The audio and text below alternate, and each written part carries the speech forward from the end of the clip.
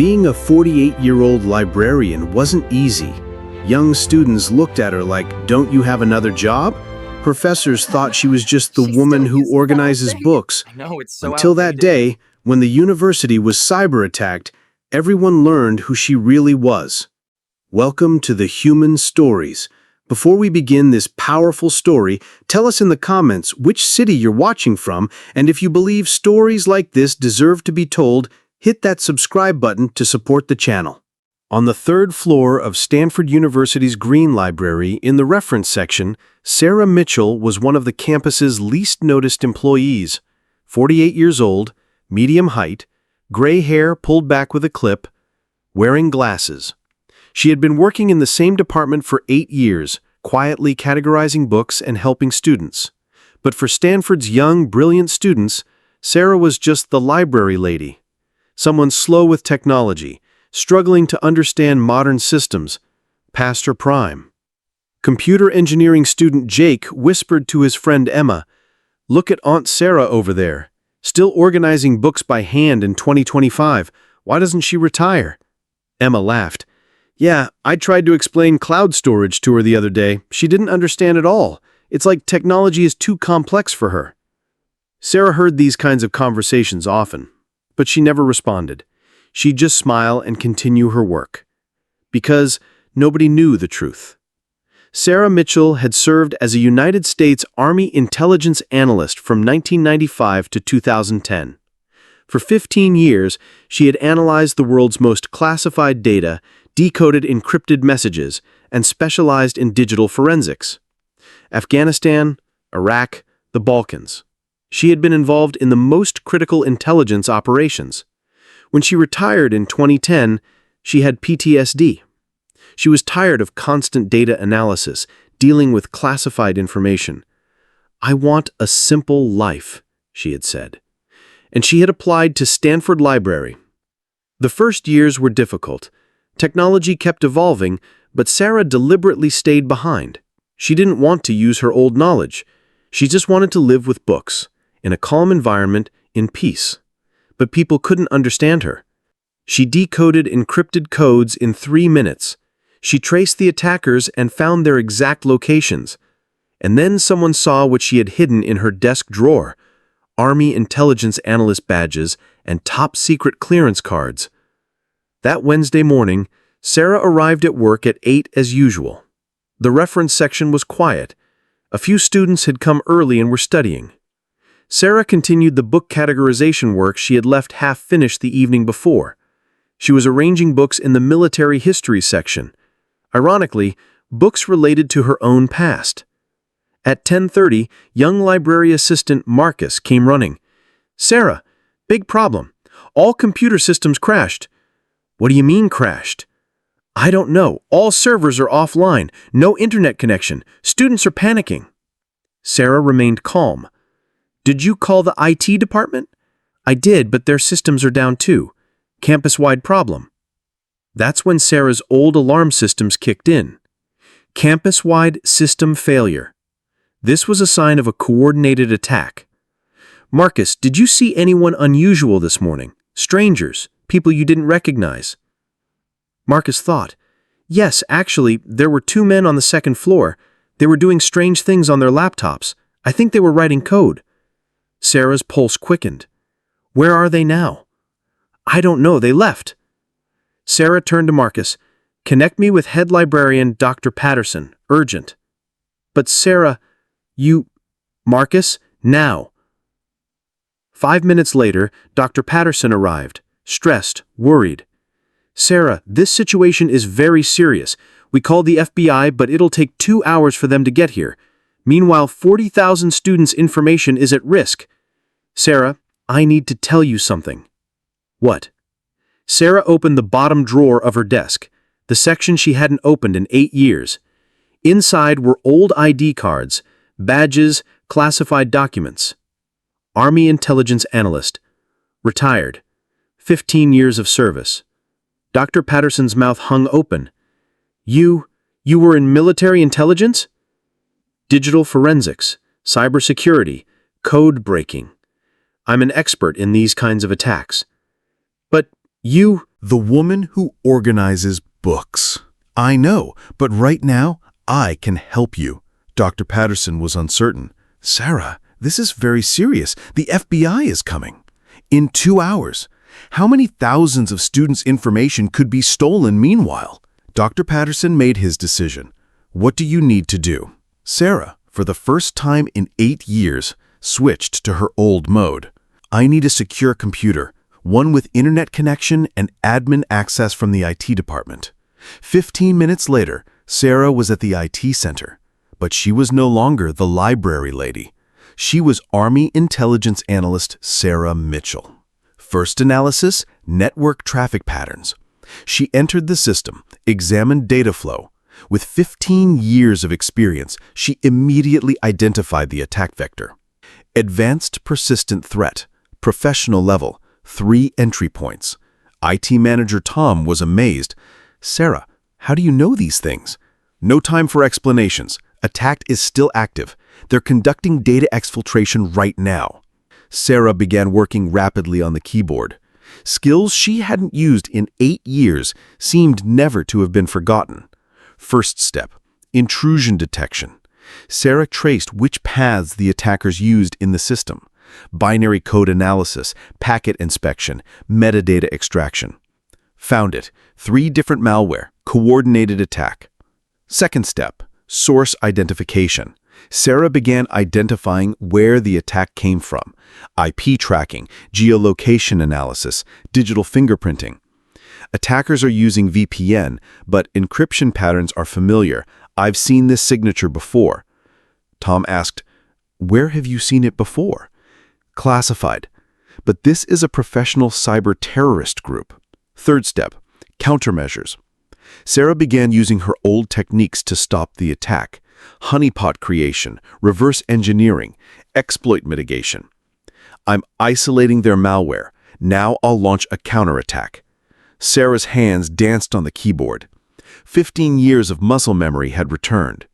Code injection, payload delivery, backdoor creation. 3 minutes later, done. Malware neutralized, data exfiltration stopped. But Sarah didn't stop. Now I'm going to find them. Fourth step, offensive operations. Sarah began tracing the attackers. Reverse hacking, digital pursuit, real-time tracking. I've bypassed their VPNs, finding their real IPs. Fifth step, location identification. Sarah identified the attacker's physical location. San Francisco, downtown. Specific address 425 Market Street, Suite 1204. Tom couldn't believe it. How is this possible? 15 years of experience. Sarah opened a direct line to the FBI. Her old contacts were still active. Agent Rodriguez, Sarah Mitchell. Yes, I know I'm retired, but I have a situation. 10 minutes later, FBI San Francisco office raided 425 Market Street. 3 cyber terrorists were captured. Campus systems were restored. 40,000 students' information was safe. Dr. Patterson came to Sarah. Sarah, you're incredible. Even the FBI couldn't have solved this so quickly. I just used my old skills. But why didn't you ever tell us? For 8 years. Because that life is over. I'm just a librarian now. But now everything was different. Students began looking at Sarah with completely different eyes.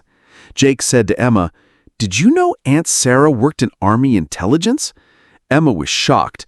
"Are you serious? Her? Sarah who doesn't know technology?" Marcus approached. "Sarah, I'm so sorry. I never understood you." "It's okay, Marcus. You knew me as you knew me." Dr. Patterson organized a special meeting.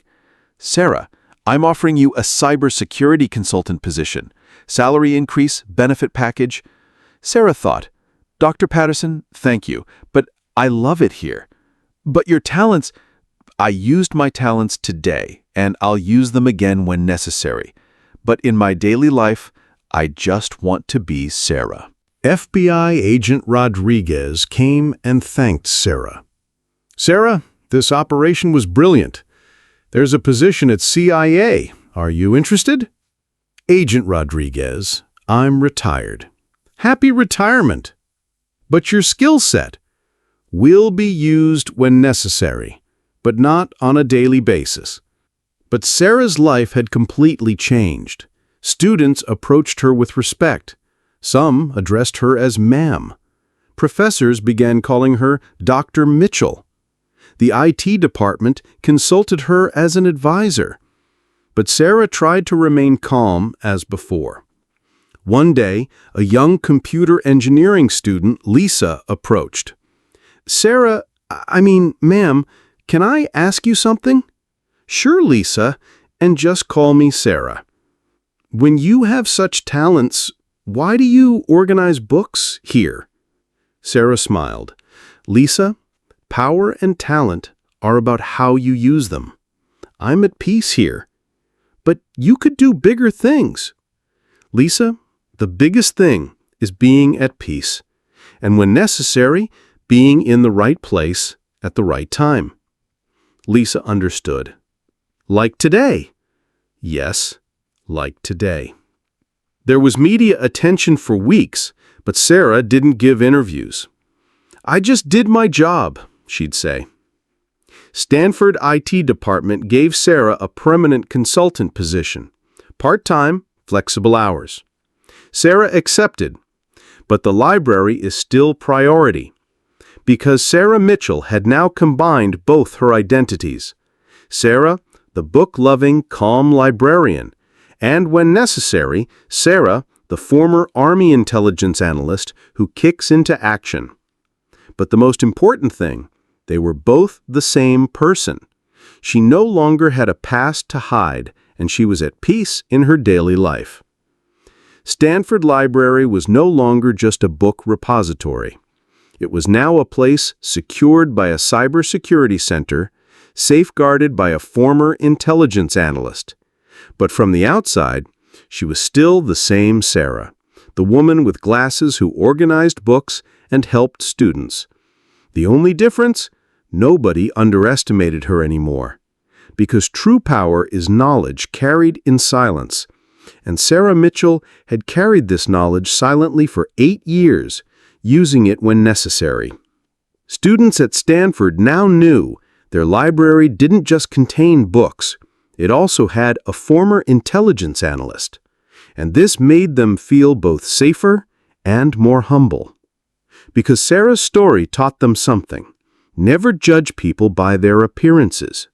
Sometimes the most powerful people are those who look the most ordinary. And sometimes the aunt walking among the bookshelves is actually an expert who can protect the nation's cybersecurity. Sarah Mitchell was such a person. Librarian, Army Intelligence Analyst, and both at the same time. Months later, a new batch of computer science freshmen arrived at the library. One cocky student, seeing Sarah organizing books, smirked to his friend. "Look at that old lady. Bet she doesn't even know how to use a smartphone." His friend, who had heard the stories, grabbed his arm. "Dude, that's Sarah Mitchell. She's a legend." "What do you mean?" "She stopped a cyber terror attack on campus single-handedly. Used to be Army Intelligence. She's like the most dangerous librarian in America." The cocky student's expression changed immediately. He approached Sarah respectfully. "Excuse me, ma'am, could you help me find books on cybersecurity?" Sarah looked up from her cataloging, smiled warmly. "Of course. Are you interested in defensive or offensive techniques?" The student blinked, realizing he was talking to someone who knew the difference intimately. "Both, I guess." Sarah led him to the relevant section.